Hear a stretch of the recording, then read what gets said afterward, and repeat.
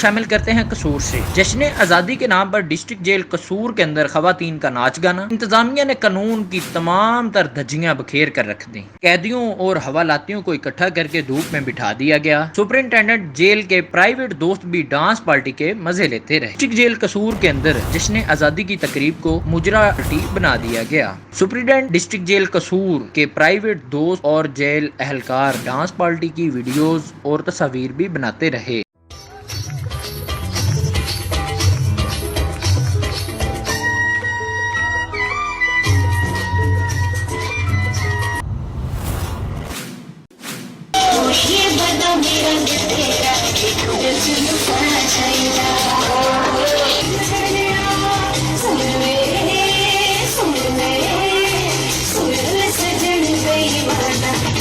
जबकि असीरान के वर्सा का एक और इल्जाम जश्न आज़ादी के प्रोग्राम के लिए असीरान से जबरदस्ती भत्ता भी वसूल किया गया। वर्सा का कहना है इससे कबल भी नैब और IG जेल खानाजात को सुपरिंटेंडेंट डिस्ट्रिक्ट जेल कसूर के जुल्म की शिकायत बारहा कर चुके हैं, इस पर अभी तक कोई अमल दरामद न हुआ। डिस्ट्रिक्ट जेल कसूर में होने वाली डांस पार्टी की तस्वीर और वीडियो क्लिप्स सोशल मीडिया की जीनत बने रहे। Report Q News HD।